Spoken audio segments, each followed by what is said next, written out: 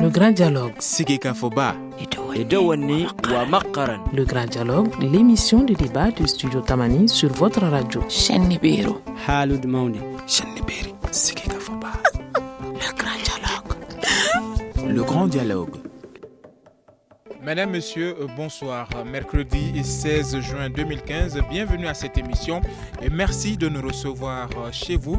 Le grand dialogue d'aujourd'hui fait l'état des lieux de la césarienne, de sa pratique dans le pays. Nous sommes avec trois invités, Dr Mamadou Sima, obstétricien à l'hôpital du Point G, Mahamadou Traoré, point focal national césarienne à la direction nationale de la santé, et Khalifa Keita, qui est donc à la direction régionale de la santé. Je suis Famoussa Sidibé, Mamadou Ouattara est à la technique. Merci à vous, messieurs, pour votre disponibilité. Selon des études pratiquées au Mali entre 2012 et 2013, on estime le taux de mortalité néonatale à 46 pour 1000 naissances en 2006 et à 35 pour 1000 en 2012. Le taux de mortalité maternelle, lui, reste élevé. Il passe de 464 pour 1000 naissances vivantes en 2006 et à 368 pour 1000 naissances vivantes en 2012. C'est pourquoi, depuis 2005, les accouchements par césarienne sont entièrement pris en charge par l'État malien dans toutes les structures publiques de santé. La prise en charge médicale de la mère commence dès le contact avec une structure de santé. De cette date à nos jours, ceci a contribué à réduire le taux de mortalité maternelle et néonatale. Alors nous allons voir avec nos experts ce que c'est que la césarienne. Avec vous, Mamadou Traoré, point focal césarienne à la Direction nationale de la santé. La césarienne. Que faut-il comprendre par cette pratique? Alors, pour comprendre ce que c'est que la césarienne, d'abord je voudrais dire bonjour à tous les auditeurs. Et je voudrais également vous remercier pour nous avoir permis de faire une émission sur la césarienne et sur la gratuité de la césarienne au Mali, qui est, comme vous le savez, est en vigueur depuis le 4 août 2005. En fait, par césarienne, il faut comprendre que c'est un accouchement. Un accouchement avec les instruments. Donc, il s'agit d'extraire l'enfant du corps de sa maman. Mais le plus grand spécialiste de la césarienne dans la pratique est là, c'est le docteur Sima. Je pense qu'il pourrait me compléter un peu dans ce sens-là. Merci beaucoup, docteur. Mamadou Traoré, vous êtes point focal national. Mahamadou, excusez-moi. Mahamadou Traoré, point focal national à la Direction nationale de la santé. Alors, docteur Sima, on me renvoie vers vous. Dites-nous aujourd'hui, cette césarienne, elle repose sur quoi au Mali? Je remercie les promoteurs de la radio. Je joins ma voix à celle de mon prédécesseur pour vous remercier, pour nous avoir invités pour cela. Donc en fait, par césarienne, comme l'a dit mon prédécesseur, il faut entendre l'extraction du fœtus du corps de la maman par une incision chirurgicale de la matrice utérine, qu'on appelle l'utérus. Cette césarienne ne peut pas se faire partout. Il faut qu'il y ait un bloc opératoire. Il faut qu'il y ait un personnel qualifié pour la réaliser. Et pour cela, il faut qu'il y ait un anesthésiste qui puisse préparer la femme, l'endormir pour qu'on puisse faire la césarienne. Ok, voilà. D'accord. Alors, est-ce que cette pratique est sans conséquence, docteur Khalifa Keita de la direction régionale? Ok, je joins ma voix à ceux de mes prédécesseurs pour remercier le studio Tamani pour avoir initié cette émission. Parce que nous sommes des gestionnaires de la santé et la communication joue un rôle très important par rapport à l'amélioration de l'état de santé des populations. Donc, ceci étant, après avoir dit ce que c'est la césarienne, Cette césarienne a permis au Mali d'améliorer certains indicateurs, comme vous l'avez dit dans l'introduction de l'émission. C'est que la césarienne, pas à elle seule, mais c'est une convergence des différentes stratégies qui ont permis aujourd'hui de réduire la mortalité maternelle et de réduire également la mortalité néonatale. Et je pense bien qu'il y a d'autres stratégies qui sont associées à cette césarienne, mais la césarienne joue un rôle très important dans l'amélioration de ces deux indicateurs, la mortalité néonatale et la mortalité maternelle. Merci beaucoup, Dr Keïta. Alors, Dr Mahamadou Traoré, vous êtes au point focal national de la césarienne à la Direction nationale de la santé.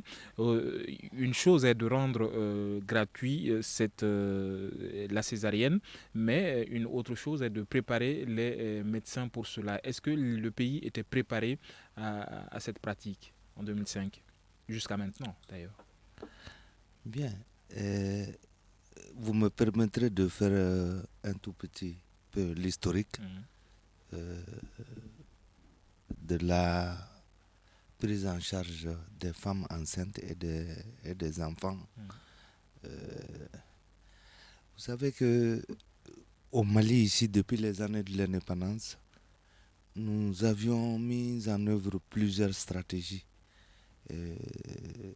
Et vraiment, la politique de santé du Mali est conçue pour améliorer la santé de la femme et de l'enfant, et ça depuis les années de l'indépendance. Nous avons, en 1994, tenté la référence évacuation. Comme Dr Khalifa l'a dit, il y a eu vraiment beaucoup de stratégies qui ont convergé vers cette gratuité de la césarienne. Donc en 1994, nous avons organisé la référence évacuation, qui n'est autre chose que la mise en relation des centres de santé de référence et de ces structures satellites qui sont des centres de santé communautaires. Donc il existe une ambulance entre les différentes, entre les CESCOM et les centres de santé de référence, et pour le transport des femmes en cas de difficulté d'accouchement ou même d'autres pathologies, sinon d'autres maladies qui sont liées à l'état de santé de la femme. Donc, après ces besoins obstétricaux non couverts l'organisation de la référence évacuation, nous sommes allés également vers les besoins obstétricaux non couverts. Ceci n'est autre chose que pratiquement le comptage des femmes qui, normalement, devraient avoir une difficulté d'accouchement. Je pense que Dr Sima pourra le confirmer. Il y a sur 100 femmes qui accouchent, 15 ont des complications au cours de l'accouchement. Donc recours à la césarienne. Pas forcément recours à la césarienne. Elles peuvent avoir recours à autre chose. À une assistance alors. Voilà, à une assistance. Ces femmes ont besoin vraiment d'assistance.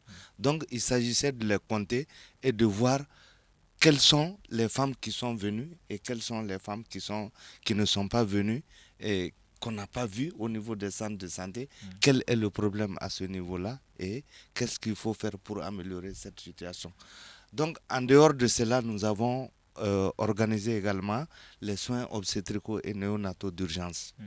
Ça, c'est vraiment pour la prise en charge des femmes au niveau de ces structures-là et des enfants. Donc, ce sont ces différentes stratégies-là qui ont contribué à améliorer l'état de santé de la femme. Comme vous l'avez dit en introduction, en 2001, le taux de mortalité maternelle était à 582 pour 100 000 naissances vivantes. Elle est allée à 464 pour 100 000 naissances vivantes en 2006. Et comme vous l'avez dit également, en 2012, on a 368 pour 100 000 naissances vivantes. Donc, à travers ces différentes stratégies, on a vu que malgré tous les efforts qui avaient été faits, le taux de mortalité maternelle restait élevé. Donc il fallait faire quelque chose. Donc, d'où la stratégie de la gratuité de la césarienne qui a été déclarée en août 2005, précisément le 4 août 2005, pour contribuer à améliorer toujours l'état de santé des femmes et des enfants.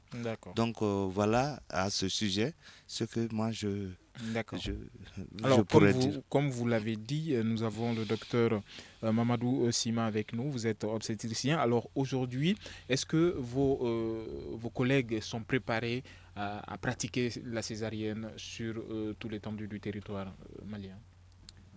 Alors, est-ce que tout le monde? Bon, en principe, dans la formation des médecins journalistes, alors certains ont la chance de faire leur thèse dans un service de gynéco-obstétrique. Et pendant leur formation, ils apprennent à pratiquer la césarienne. Et aussi, la Direction nationale de la santé aussi en avait fait une priorité pour que les médecins qui sortaient et qui avaient des compétences en obstétrique pour faire la césarienne, quand ils sont recrutés par la fonction publique, on essayait de les dispatcher dans les zones sensibles pour que lorsqu'il y a une accident césarienne, qu'ils puissent avoir un répondant qui puisse pratiquer cette intervention. Bon, aujourd'hui, en principe, tous les cercles, quand même, ont des médecins qui peuvent pratiquer la césarienne. Oui. Alors aujourd'hui, il est primordial d'avoir un anesthésiste, peut-être avec ce lot-là. Est-ce que cette disponibilité est possible aujourd'hui au Mali, docteur Khalifa Keita? Oui, comme docteur Sima vient de le dire, il y a une stratégie qui a été adoptée au Mali parce que nous faisons face à une insuffisance des ressources humaines spécialisées en tant que telles. Et cette stratégie nous a amené à former des médecins généralistes sur les soins obstétricaux non natals d'urgence. Et parmi ces soins, il y a 10 pathologies qui sont concernées et ces médecins-là apprennent à traiter ces pathologies et à faire aussi, à poser des actes qui sont liés à ces pathologies. En dehors des médecins, il y a des infirmiers techniciens supérieurs qui ne sont pas des anesthésistes en tant que tels, mais qui ont été formés aussi sur une longue période de 4 à 6 mois pour apprendre comment faire cette anesthésie et s'il y a problème, comment est-ce qu'il faut résoudre ces différents problèmes. Et je pense bien que dans tous les districts sanitaires du Mali, aujourd'hui, à défaut d'avoir des anesthésistes, nous avons quelqu'un qui peut pleinement jouer ce rôle au niveau de nos structures de santé. D'accord. Alors nous allons observer quelques secondes de pause avant de poursuivre avec cette émission. Vous écoutez Studio Tamani, votre avis nous intéresse. Écrivez vos commentaires et suggestions sur la page Facebook et dialoguez avec nous. Studio Tamani, c'est aussi les réseaux sociaux. Le grand dialogue d'aujourd'hui réfléchit sur la question de la césarienne au Mali, sa pratique dans le pays. Alors nous allons voir avec le docteur Mahamadou Traoré, point focal césarienne à la Direction nationale de la santé. Il y a eu beaucoup de polémiques par rapport à la pratique de la césarienne. Certaines mères ne se réveillent plus après les séries d'opérations. Aujourd'hui, quelle assurance est-ce que vous pouvez donner par rapport à l'efficacité de la césarienne, docteur Traoré? Merci beaucoup pour cette question. Je voudrais juste rappeler, sinon juste dire que selon les spécialistes, un taux de césarienne, c'est-à-dire le nombre de césariennes réalisées sur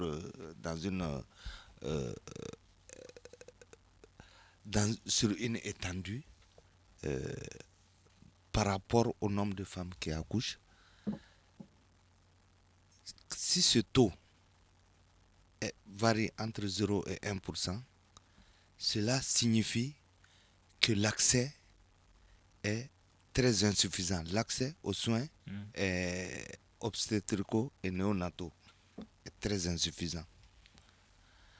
Entre 1 et 2,5%, cet aspect est insuffisant. Assez bon entre 2,5 et 5%. Cet accès, l'accès aux soins est jugé bon quand le taux de césarienne atteint 5%. Alors, au Mali, nous sommes partis de 0,8% en 1994, après une évaluation, pour avoir aujourd'hui 2,3-2,4%. Ça, c'est le taux de pratique. Ça, c'est le taux de réalisation des césariennes.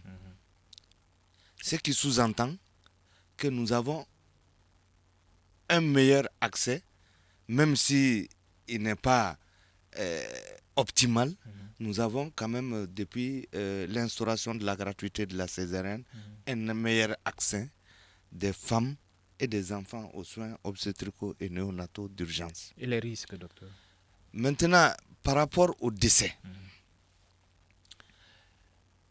en 2005, la proportion de décès liés après une intervention de césarienne était à 2,1%. C'est-à-dire sur 100 femmes qu'on opérait, un peu plus de 2 mouraient. C'était dû à quoi? Bon, j'en viens.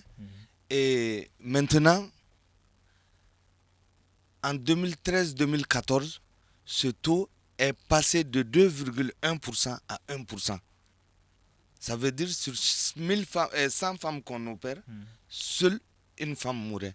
Ça aussi, ce n'est pas un souhait, on souhaiterait avoir moins, mais ça veut dire qu'il y a une amélioration également dans ce sens-là. Maintenant, quelles sont les causes? Si vous voulez vraiment avoir ces causes-là, nous avons au niveau de la Direction nationale des statistiques par rapport à ça, et c'est d'abord, les causes de décès, c'est d'abord les infections.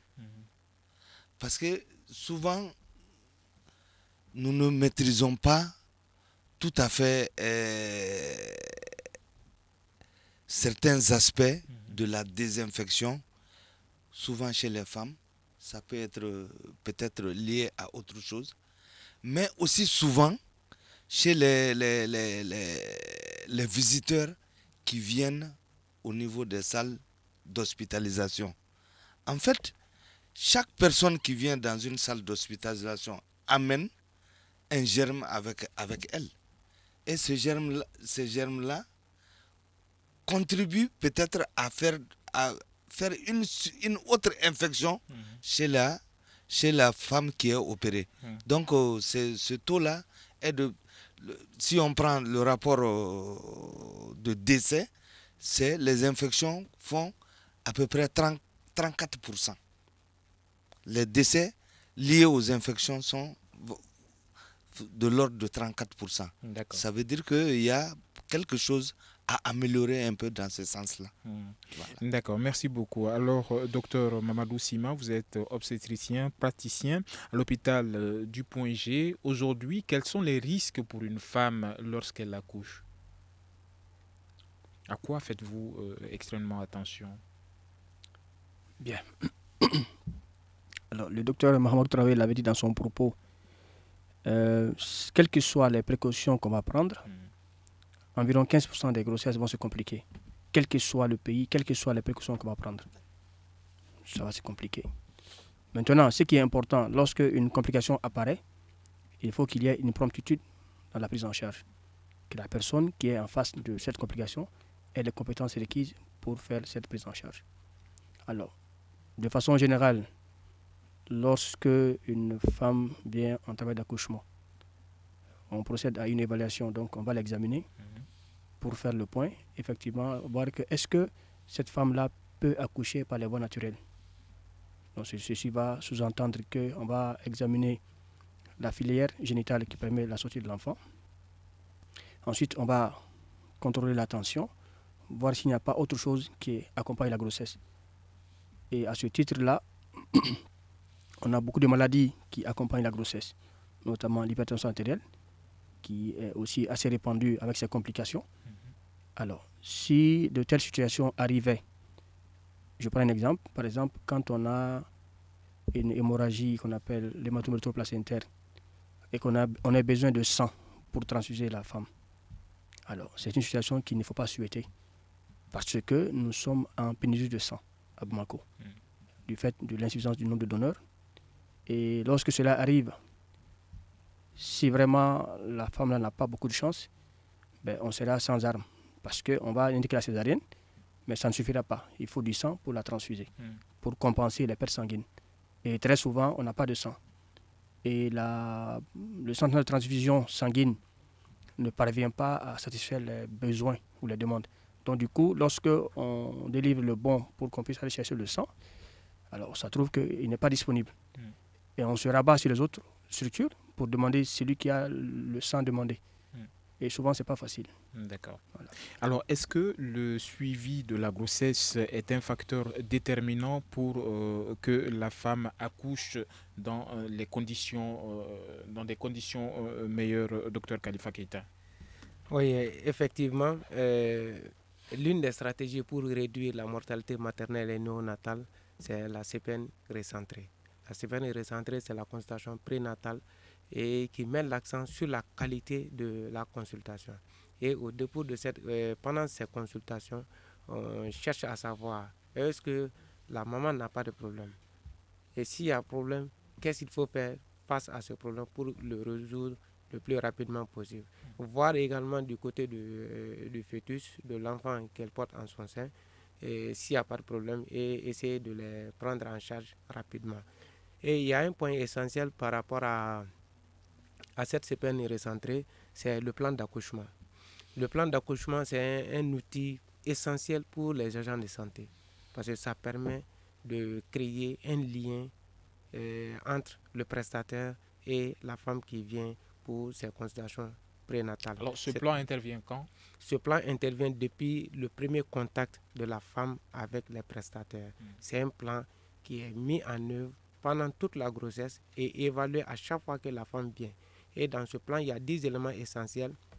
Et parmi ces 10 éléments essentiels, on peut citer le choix du prestataire. C'est la femme qui doit choisir le prestataire qui va faire son accouchement.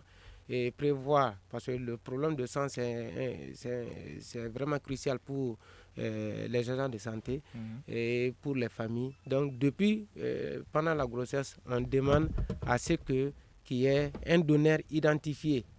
Avant que le problème ne se pose, il faut d'abord prendre le devant et anticiper sur ce problème. Donc, le donneur de sang doit être identifié à l'avance. Et celui qui doit assurer le transport de cette dame pendant le travail au centre de santé doit être identifié. Donc, il y a 10 éléments comme ça qui nous permettent, nous, agents de santé, d'être en lien avec les femmes qui viennent pour la consultation prénatale. Et ça permet même de prévoir l'accouchement, le type d'accouchement. Est-ce que cette dame-là peut accoucher par voie basse ou bien s'il faut une césarienne? Donc, ça nous permet de prendre beaucoup de dispositions pour que cette femme-là puisse accoucher dans des conditions normales et avoir son enfant vivant à la fin. Alors, tout ce que vous venez de dire n'est pas facile en milieu rural. Est-ce que le plan dont vous parlez exclut d'ores et déjà les femmes en milieu rural? Non. Parce que moi qui vous parle, j'ai servi la région de Kidal pendant 8 ans. Et avant d'être gestionnaire de santé, spécialiste en santé publique, je faisais partie des médecins généralistes qui avaient été formés pour la prise en charge des femmes pendant la grossesse. Et ce plan-là était bel et bien mis en œuvre dans les différentes structures de la région de Kidal. Pour qui connaît les difficultés dans cette région en matière d'infrastructure sanitaire. Et d'enclavement. Voilà. Mais le problème qui se pose toujours, c'est le problème de sang. Parce que dans certaines zones, sur le plan culturel, donner du sang à quelqu'un d'autre... affaiblir la personne. Exactement. Donc, c'est pourquoi je dis que la communication, l'information, la sensibilisation, pour nous prestataires, c'est un élément clé pour que nous puissions atteindre notre objectif qui est l'amélioration de l'état de santé des populations. D'accord. Merci beaucoup, Dr Keita. Alors, Dr Mahamadou Traoré, vous êtes au point focal césarienne à la Direction nationale de la santé. Aujourd'hui, est-ce qu'il faut systématiquement avoir recours à la césarienne? Systématiquement avoir recours à la césarienne, je dirais non. Le docteur Keita vient de le dire. Nous avons une stratégie qui consiste à voir les femmes dès le début de la grossesse. Et il a peut-être omis de dire qu'il s'agit de faire 4 consultations et plus. Donc la femme doit avoir au minimum 4 contacts avec les structures de santé. Et maintenant, ça c'est au niveau, même au niveau des centres de santé communautaires. Un centre de santé communautaire, c'est peut-être une association d'un ou de plusieurs villages qui gravitent autour d'une structure de santé. Donc, cette prise en charge, elle a lieu à tous les niveaux ici au Mali et elle n'exclut personne. Maintenant, nous avions dit à un moment donné que c'est 15% des femmes qui font une complication. Et tous ces 15% aussi, parmi ces 15%, toutes les femmes ne vont pas en consultation. Non, je ne veux pas dire ça. Toutes les femmes, on n'a pas besoin de faire une césarienne à toutes ces femmes-là. Il y a vraiment certains critères qui font, qui indiquent une césarienne. Donc, tant que ces critères-là ne sont pas là, ici au Mali, quand même, la césarienne, on n'a pas recours à ça. Est-ce que les agents de santé sont au courant de cette pratique, qu'il ne faut pas systématiquement avoir recours à la césarienne? Bien. Ce que je voudrais dire, c'est, on a parlé tantôt de l'organisation des soins obstétricaux et néonataux d'urgence. Dans un staff médical, dans une équipe médicale, le docteur Sima a eu à le dire, il y a des médecins qui sont formés pour faire des césariennes et partout dans les 61 districts sanitaires que compte le pays. Il y a 61 districts sanitaires et des hôpitaux au niveau de toutes les régions où la césarienne normalement doit être pratiquée. Donc il y a une organisation interne qui permet quand même d'évaluer quelles sont les femmes qui doivent subir une césarienne et quelles sont les femmes qui ne doivent pas subir une césarienne. Nous avons des fiches de suivi au moment de l'accouchement. Dès que la femme rentre dans la salle de travail, il y a une fiche de suivi qu'on appelle partogramme ou partographe, comme selon l'appellation des uns et des autres. Et ces fiches nous indiquent quand est-ce qu'il faut faire une césarienne ou si la femme peut accoucher, oui ou non. Donc pratiquement tous les agents de santé au Mali, en tout cas, sont bel et bien informés et ont les compétences vraiment pour évaluer. Merci beaucoup, docteur. Nous allons observer quelques secondes de pause avant de poursuivre cette émission que je rappelle est en partenariat et réalisée donc en partenariat avec la Fondation Ford. Studio Tamani, donc en partenariat avec la Fondation Ford, tient un débat tous les mois en lien avec les questions concernant les femmes. Une pause et nous nous retrouvons. Une réaction, un avis, un commentaire. Réagissez sur la page Facebook de Studio Tamani et restez connectés avec nous. Studio Tamani sur les réseaux sociaux pour vous faire entendre. Alors, on estime au Mali entre 3500 à 3800 femmes et filles mourant chaque année suite aux complications imputables à la grossesse. Quelles sont les pathologies donc liées à l'accouchement? Nous avons vu un peu tout cela avec nos experts. Le grand dialogue d'aujourd'hui réfléchit, vous l'avez deviné, sur la césarienne, la pratique dans le pays. Nous avons donc vu ensemble les 2 points de cette émission l'émission. Il reste cette dernière partie donc qui sera concentrée donc autour de la césarienne, le seul moyen peut-être d'atténuer les mortalités. Alors à ce jour, est-ce que c'est le seul moyen, docteur Mamadou Sima, d'atténuer la mortalité maternelle et néonatale? La césarienne certainement n'est pas le seul moyen. Il y a d'autres actes à poser en dehors de la césarienne qui permettent aussi d'améliorer un peu les indicateurs de santé maternelle et néonatale. Donc, entre autres, lorsque une femme est en travail, par exemple, si elle a un travail qui traîne par le fait que l'utérus ne se contracte pas de façon suffisante, on ne va pas aller à la césarienne tout de suite. On va essayer de corriger cette anomalie. Cela permet d'obtenir un accouchement dans la majorité des cas. Donc la césarienne, à ce titre, n'est pas le seul moyen pour lutter contre la mortalité maternelle. D'accord. Voilà. Merci beaucoup, docteur Mamadou Sima. Alors, docteur Khalifa Keïta, vous êtes de la direction régionale de la santé. Aujourd'hui, est-ce que les facteurs sociaux sont également déterminants dans le bon déroulement d'un accouchement? Oui, effectivement, parce qu'il y a eu des évaluations sur les déterminants de la mortalité maternelle au Mali. Et ces déterminants sont de 3 catégories. Il y a les retards liés à la prise de décision, parce que au niveau de nos communautés, la femme n'a pas tout le temps le pouvoir de prendre la décision pour fréquenter les structures de santé. Et le deuxième point, c'est le retard par rapport au transport. Le transport du village vers les structures de santé, ça aussi c'est un déterminant. Et le troisième déterminant, c'est le retard dans la prise en charge. Donc ces 3 retards sont liés. S'il y a un problème à un de ces niveaux, automatiquement, ça va avoir des incidences sur l'issue de la grossesse.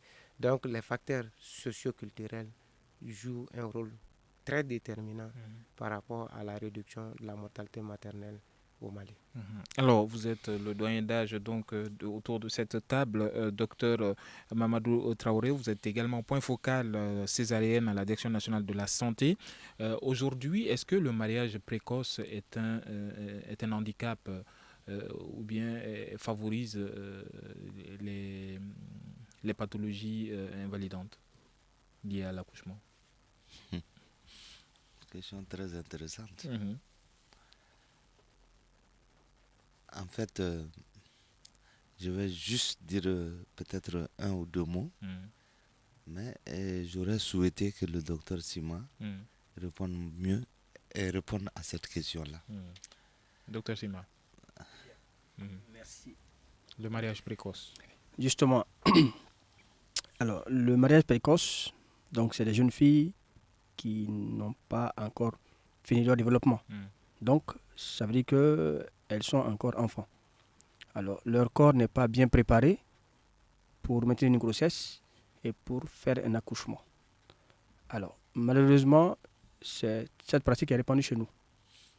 Alors, lorsque ça arrive, d'abord, au début de la grossesse, l'adolescente là n'a pas conscience qu'il faut qu'elle se fasse surveiller ou qu'elle consulte pour recevoir les soins, puisque c'est une enfant. Elle ne réalise pas du tout que c'est important de fréquenter une structure de santé. Ensuite, les médicaments qu'on va lui prescrire pour la prévention de certaines maladies, elle ne verra pas la pertinence qu'il faut les prendre. C'est une enfant. Donc sur le plan physiologique, elle n'est pas mature. Ensuite, lorsqu'elle est en travail, alors son corps n'étant pas bien développé, alors si malheureusement à cause d'un retard, comme le retard de prendre la décision de consulter manque, elle va rester longtemps à la maison avant qu'on décide d'avoir recours à une structure de santé. Alors le travail va traîner et malheureusement, lorsque le travail traîne et que la présentation, notamment de la tête fœtale, comprime sa vessie pendant longtemps, ça va entraîner la mort de cette partie de la vessie. Ce qui va créer une communication anormale entre la vessie, qui est le réservoir d'urine, et la partie génitale. Donc ça va créer une fistule obstétricale. Ou bien, au cours de l'accouchement, son corps n'étant pas bien développé, donc la tête de l'enfant va coincer en arrière le rectum, qui va contenir les selles. Donc ça va aussi créer une communication normale aussi, une fistule. Bon, imaginez dans notre société quelqu'un qui sent les urines ou qui sent les selles de façon involontaire. Ça pose problème. Donc ce qui fait que si vraiment on peut changer un peu les mentalités pour qu'on attende que les filles atteignent un peu la majorité, que leur corps puisse bien se développer avant de retourner en mariage, c'est une très bonne chose. Alors la poire est peut-être divisible en deux, car il y a les mariages forcés, il y a les mariages précoces, mais il y a également les jeunes filles mères qui n'est pas du tout du ressort des parents, mais plutôt des jeunes filles elles-mêmes peut-être, pas en âge de mariage, mais une décision qui leur revient. Alors docteur, je n'ai pas fini avec vous, je reviens vers vous, Mahamadou Traoré, vous êtes point focal césarienne. Est-ce que on peut dire que ces maladies invalidantes liées à l'accouchement sont en hausse au Mali, notamment la fistule? La fistule aujourd'hui constitue une très grande préoccupation au Mali. Évidemment, moi, en tant que point focal gratuité de la césarienne, je n'ai pas les statistiques pour cela. Mais ce qui est sûr, c'est que c'est une préoccupation de la Direction nationale de la santé. Et tout récemment, la première dame même s'est engagée dans la lutte contre les fistules obstétricales. Parce que comme docteur Sima l'a dit, une personne qui sent des urines ou bien une personne qui sent les selles de façon involontaire, c'est vraiment mal perçu dans notre société. Dire que ces maladies, bon, je ne dirais pas invalidantes, mais ce sont des maladies qui quand même sont très gênantes et qui vous stigmatisent un peu dans la société. Dire qu'elles sont en hausse, je ne saurais, je peux l'imaginer, mais aussi il faut reconnaître que le gouvernement malien est en train de lutter, d'aller dans la lutte vers ces maladies-là. Parce qu'aujourd'hui également au niveau de la direction nationale, nous avons un point focal fistule obstétricale. Donc qui, à mon avis, serait mieux indiqué autour de cette table-là pour parler de ces cas. D'accord. Alors pour tenter de répondre à cette question de statistiques, les chiffres ne rassurent toujours pas. 70 000 à plus de 100 000 femmes et filles souffrent d'invalidité causée par les complications lors de la grossesse et de l'accouchement. Alors quelles sont les explications en dehors de ce que nous venons d'expliquer, Dr Khalifa Keïta, en milieu rural surtout? Y a-t-il d'autres causes? Oui, bon, maintenant les causes, on les avait regroupées et je pense bien que je vais revenir un peu sur la fistule parce que maintenant nous avons un grand projet pour la prise en charge des fistules et ce projet est multidimensionnel et ça prend en compte plusieurs secteurs également, donc plurisectoriels. Et les fistules constituent la plus grande invalidité compte tenu de nos réalités socioculturelles. Mais il y a d'autres situations qui peuvent se poser et qui peuvent même compromettre l'avenir obstétrical des femmes en question. Lesquelles par exemple? Bon, le spécialiste est là et il peut s'agir d'une hystérectomie parce que la femme peut faire... Ça c'est trop compliqué pour nous.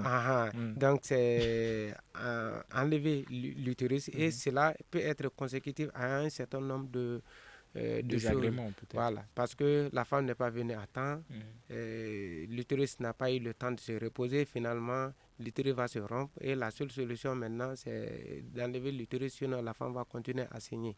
Donc, et quand on enlève l'utérus, c'est là où le fœtus vit et cette femme ne pourra plus concevoir.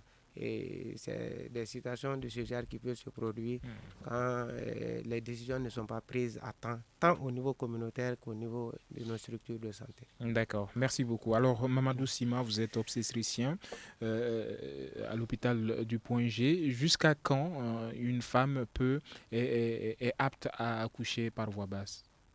Jusqu'à quel âge? Bon. Pour cela, alors, on a dit tantôt par rapport au mariage précoce, donc il est quand même judicieux d'attendre que la jeune fille puisse atteindre sa majorité pour que vraiment on puisse se rassurer par rapport à ses chances d'accouchement par la voie basse. Aussi, nous avons souvent des situations, c'est des femmes qui sont avancées en âge, qui ont déjà accouché plusieurs fois et qui malheureusement ne comprennent pas qu'il y a un temps pour s'arrêter, qui vont continuer encore. Et à cause du fait qu'elles ont déjà accouché plusieurs fois, il y en a qui ont déjà accouché 10 fois, d'autres 15 fois, ça existe. Alors, ces femmes-là, quand même, sont exposées à des complications au cours de l'accouchement, notamment la rupture utérine, parce que leur utérus est fatigué et c'est fragile. Alors, idéalement, de 18 jusqu'à 35 ans, on peut dire que la femme relativement a moins de problèmes. Si on laisse de côté tous les facteurs surajoutés, notamment les maladies au cours de la grossesse ou de l'accouchement, mais je pense que c'est vraiment cette période-là que la femme doit... Entre 18 et 35 ans. 35 ans. Voilà. Donc il y a moins de complications. Oui. Et aussi, les gens doivent avoir recours au service de planification familiale pour espacer de naissance. Vraiment, ça permettra de laisser le temps à l'utérus de bien se reposer avant une prochaine grossesse. Et aussi à la femme de reconstituer ses réserves en étirement, parce qu'une grossesse quand même est assez éprouvante pour une femme. Donc il est important qu'avant de repenser à faire une autre grossesse, qu'elle puisse reconstituer ses réserves pour une prochaine grossesse. Ça, c'est important. Alors, la césarienne, c'est essentiellement la prise en charge. Est-ce qu'il y a un suivi après? Alors, les structures qui pratiquent la césarienne ont des unités où les femmes sont hospitalisées. Donc, pendant le séjour à l'hôpital, elles sont surveillées. On prend les constantes. Après, si elles évoluent bien, on autorise leur sortie et elles sont suivies en ambulatoire. Donc, elles reviennent faire le pansement jusqu'à ce que la plaie guérisse. Peut-elle faire plusieurs césariennes? Oui, on peut faire... Jusqu'à combien à peu près? Bon, cela aussi est question d'école. Mais généralement quand même, il ne faut pas dépasser 3 césariennes. 3 césariennes. Oui. Merci beaucoup. Merci à vous, chers experts, pour nous avoir éclairés sur cette question de la césarienne au Mali. Je rappelle que cette émission a été rendue possible grâce au partenariat entre le Studio Tamani et la Fondation Ford qui tient tous les mois un débat en lien avec les questions concernant la femme. Je suis Famoussa Sidibé. Autour de moi, autour de cette table, Dr Mamadou Sima, obstétricien à l'hôpital du Point G, Mahamadou Traoré, point focal césarienne à la Direction nationale de la santé, et le docteur Khalifa Keïta de la Direction régionale de la santé était également avec nous pour nous éclairer sur cette question de la césarienne. Mamadou Ouattara était à la technique, Ousmane Diadje Touré et Ayouba So étaient à la réalisation, Noumdire était à la régie vidéo. Nous vous disons bonsoir et à demain pour un autre débat.